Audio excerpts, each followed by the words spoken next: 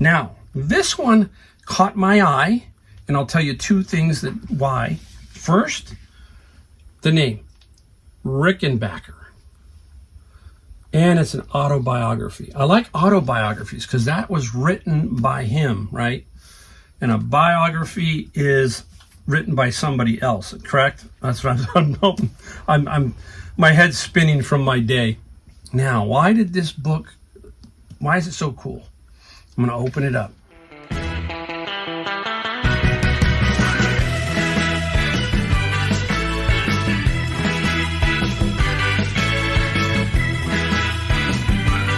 Welcome everybody, Mike, the Golden State Picker. Hey, we got another video. Time to talk first edition books in this. We're going to show you some of those. We're going to talk about that, and we're going to show you some stuff that we sold.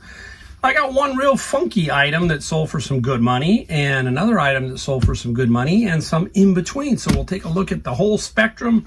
We'll talk about that at the second half of the video, and then we'll try to straighten out some of the first edition. And another book you got to keep looking for. I keep finding it. Every time I find it, it's a $100 bill at least. So we'll talk about that, and we'll talk about how it's going for me. I had a day today. I had one of those days where it just didn't go right. I'm trying to get my car smogged. In California, it's just almost impossible sometimes. So I had an engine light come on, took it over to this place that always does some work for me, and I needed these two sensors. They're smog sensors, and obviously, car manufacturers can't do something simple. They got to bury them under the manifold. So anyhow, it's $1,100 later. $1,100. You know that they say now that most people, if they had a bill like this, $1,100, they'd have a hard time paying it. And I can see it. I'm just telling you, the labor cost of things here, I think the labor for that particular job was $659 just on labor. I know that the dealers here are at least $150, if not more, per hour. And I can see where it can break people. This is nuts what's going on. And it's just nothing you can do. You've got to get it fixed. What am I going to do? Buy another car? So I have to spend it. But I went to try to go get it smogged. And because the sensors were changed, I have to drive the car for a day or so to help clear some of the codes. So it's just one of them days. I told my wife, and she sent me, I told her at the end of the day, I said, this was it. I said, I'm this close sometimes to leaving California. It gets closer and closer every single time. And bottom line is she sent me a emoji that said Romaine calm. If I get it, I'll put it up here. She tried to put some humor into my day. So there you go. It's nuts around here, I'm telling you. It's cost of fixing a car is outrageous. So let's get right into first editions. I wanted to talk a little bit about them. I'm not an expert on them, and it confuses me all the time. But I'm learning every single time because you see me do my bins. And I got a few here that I want to talk about. And one is super cool. I think one is very cool. You're going to see that in a second. But first off was this one, The Crow. Okay. And that is about, I think, Brandon Lee, Bruce Lee's son, right? And anyhow, what we're looking for in first editions is a lot of things. There's variables on every single book, and we're going to get to that in a second when we talk about one specific book. But here is the title page, or, the copyright page. They call this the copyright. And if we look down, I'm trying to find it so you can point it out so you can see it. But basically, it tells you first edition, okay? Simplest thing in the world. First edition, November 1998. There you go. It's the first, okay? That helps you out. That's the easy solution, okay? Now, the second one would be something like this. This is George Orwell, Homage to Catalonia. Very good condition. Now, what will Crow get? I'll give you an idea. Crow will get probably about 75, max 75, 50 if you take an offer kind of thing. Now, this is George Orwell. And if you look at this one, it does not say first edition, okay? It's a very simple copyright page, 1952. very basic here. So this is an easy one to look up and find and figure out. This one is not that difficult, okay? So, when you see the word, like, let's go back to the Crow real quick. One of them big book sets that everybody says, hey, I just found the first edition Harry Potters. And they've got the 7-book set. And they all say first United States or USA edition. They're not worth anything. They're pretty much useless, okay? There might be a few there if they're signed or some weird thing, but it's just kind of like the McDonald's Beanie Babies, Thai Beanie Baby things. People get tricked. It says first edition USA. The real first edition, I'll try to put a picture of what the cover looks like if I can remember up here, is the British one, which is nearly impossible to find. I think there were in very limited numbers. So anytime you see those Harry Potters, if you can get them for free, then you can sell them. They have taken a dive, I think, in price pretty much. They're not like they used to be. So keep your, you got to constantly learn. The word first edition is great, okay, for the Crow, but first edition for Harry Potter, so you see what I'm saying, there's all kinds of ways. Now, this is the one that got me excited. Both of these next two did. This one got me excited.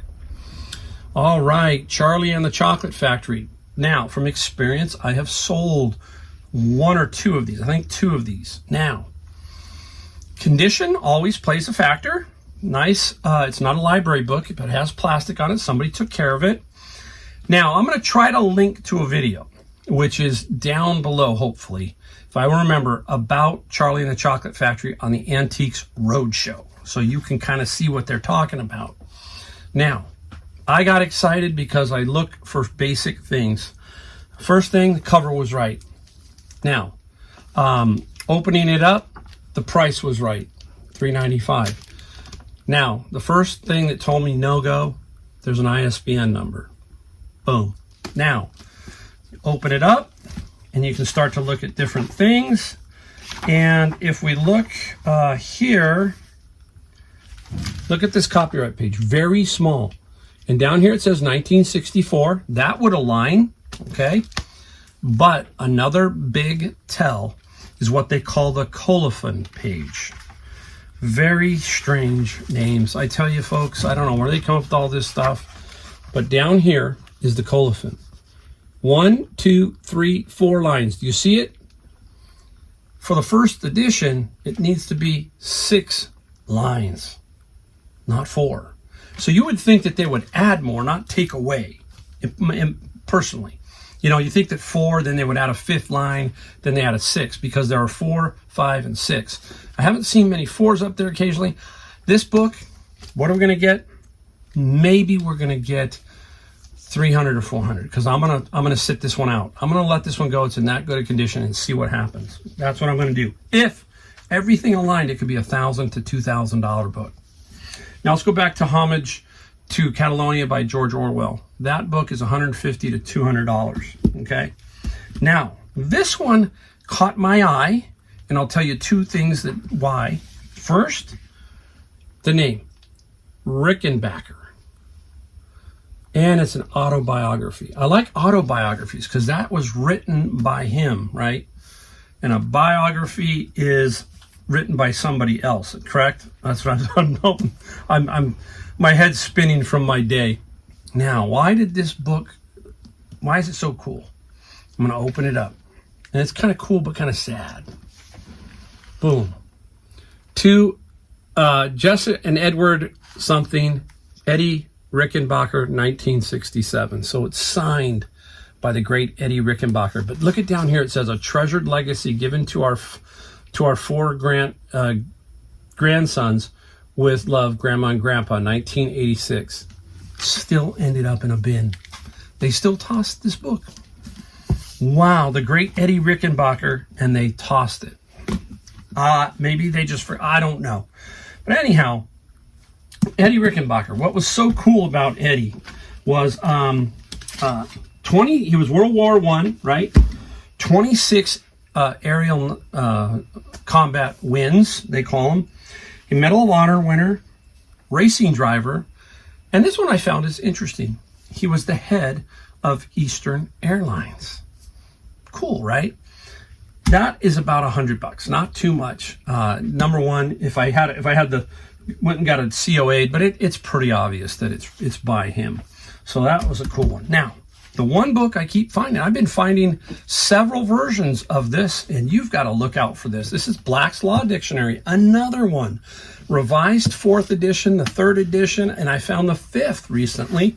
The 5th I sent into Amazon. Now, I might send this one into Amazon. I don't know. I've been having some good luck on eBay. This is about 125, I think, roughly. At low end, 100, so 125. So again, keep your eye out for this particular one. It comes in green. I think there's a red, and then the black is a 5th edition. So keep your eye out for that. Now we got to make us a spot here so we don't lose everything, because we got to show you now what we sold. I'm going right into that. Try and keep the video moving along. I think we got 1, 2, 3, 4, 5, 6, 7, 8, 9, 10, 11, 12 items sold. This is basically one day. Okay, this is a one-day total, $880. So I like that. One is very strange. One sold really quick and kind of threw up a bell and whistle on me kind of thing. So let's get right off into it. Every time I start to put up albums, I sell them. And this one is Whitesnake, the great band Whitesnake.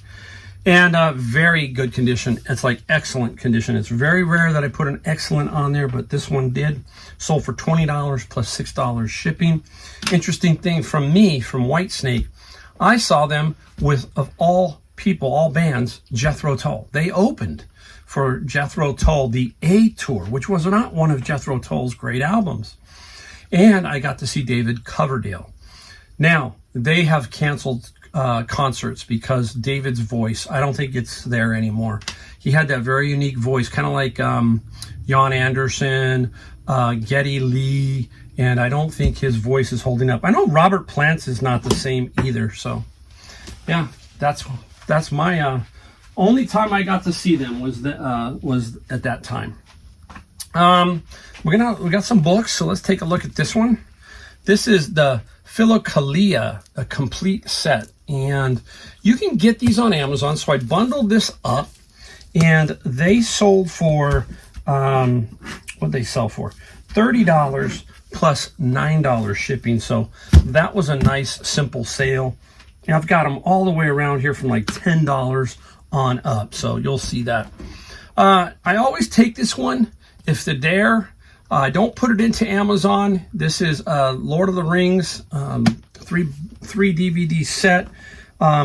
Doesn't go for great money, but it goes for consistent money. And that's $18 plus $8 on the shipping side.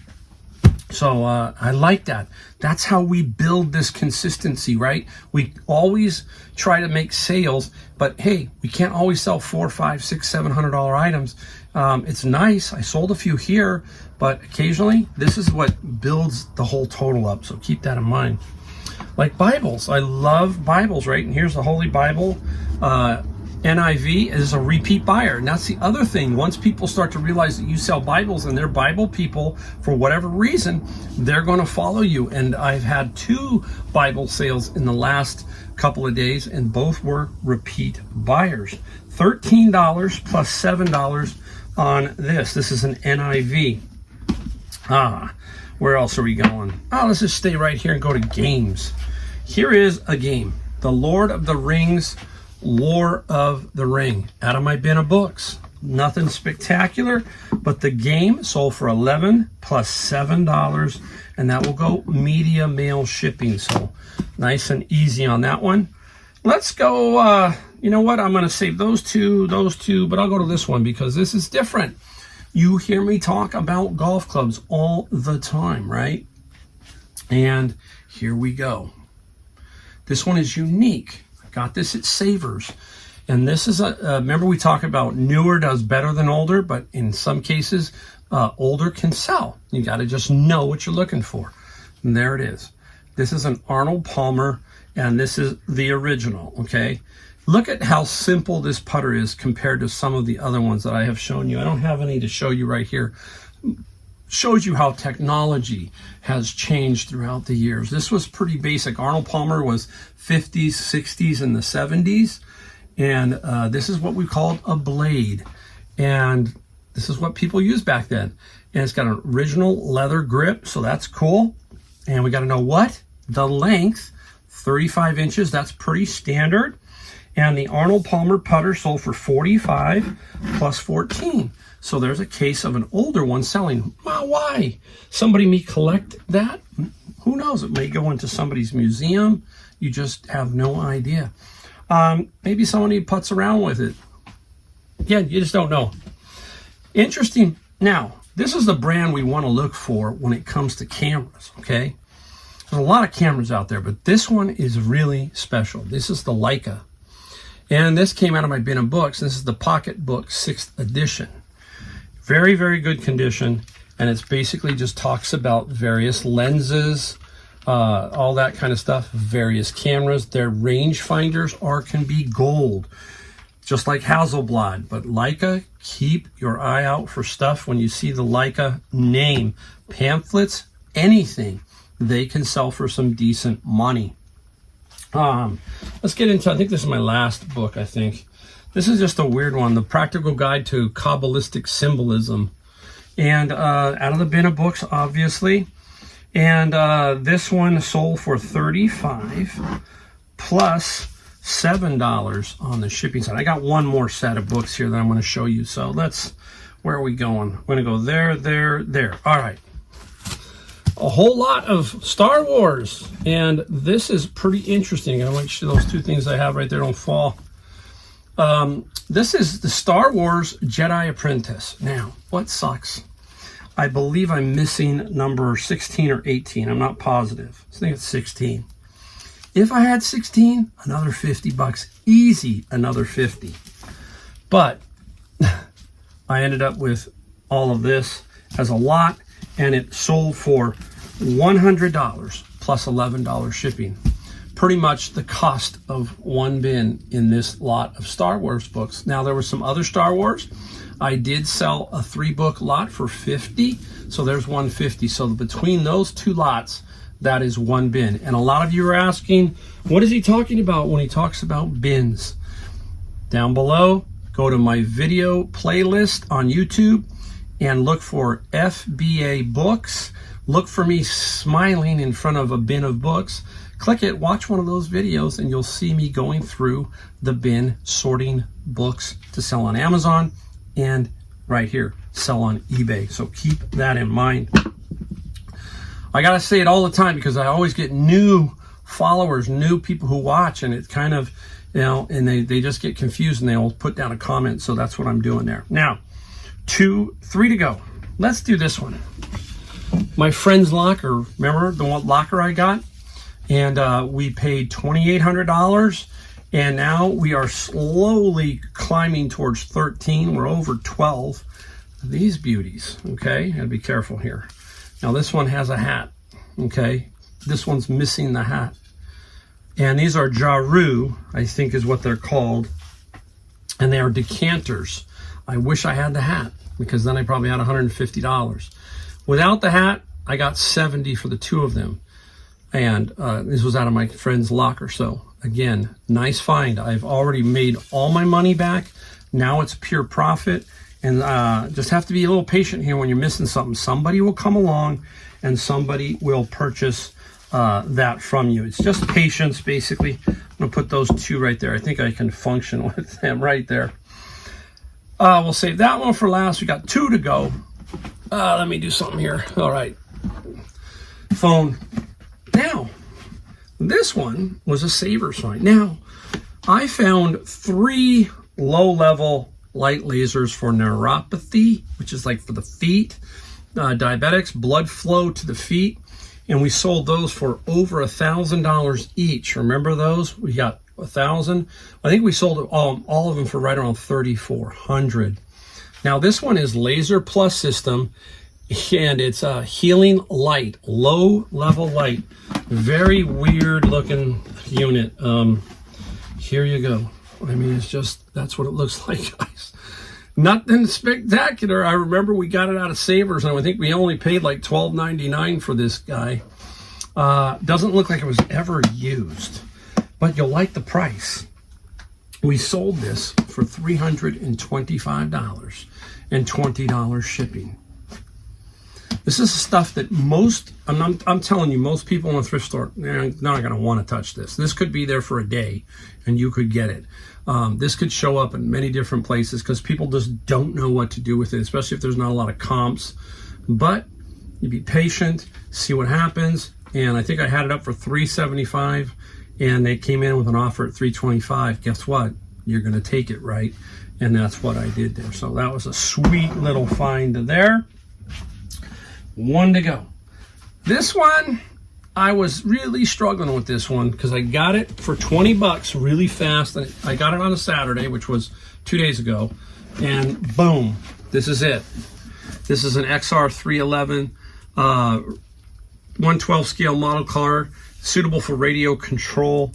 A couple of bags were open in it. It was like, what am I going to do? Where am I going to find the price? Now, you know me, I don't like to do auctions. Maybe I should have done an auction here. Who knows? I looked around. There was some new ones, for $235, so forth. This one sold for $189, $20 investment. Here's the best thing. It's going to Chico, California, and I got $40 shipping. So this should make it some extra money there, right? So you hear me talk about that all the time. I put the shipping on there, and if somebody agrees to that, that's a meeting of the minds, basically. They're happy, you're happy, that's it. Now, if someone says, hey, I think the shipping's kind of high, you can check now, see where they live. You can say, hey, where do you live? I'm in California, you're in New York. I think pricing is pretty fair. I'm in California, you're in California. Okay, let's see what we can work out. That's my philosophy on that, okay? I don't like to do the calculated shipping. That's just me. Everybody else, if you do it that way, that's cool. Hopefully I helped you out just a little bit with first editions. All I can tell you on the first edition side is it's going to take time. You're going to have to just dig, look, and I got excited on the Charlie and the Chocolate Factory, but I really got excited when I saw the Rickenbacker signature. So that was really cool. So it's fun looking at books. It's a category that a lot of people avoid. A lot of people don't know what to do with because they can add up. They basically can become pretty heavy as far as storage goes if you're not careful. And that's where I'm at. I got to be very careful. So some cool finds and some cool things we sold. We only ask you to do one thing here, and that's hit the like, the subscribe, and the bell notification. It just helps us get the video up so people can see it. We're trying to just help people, give them ideas, let them know why this is this, instead of just going through. And I love all the videos of people doing garage sales and all that stuff. That's great. You found this, okay? You found Leica. Why would Leica be so valuable? Or, try to explain it a little bit so you can figure out the overall feel of the items that you're looking at. It helps you when you know more. It just does. So there you go. All right. Thanks for watching, and I'll see you in my next video.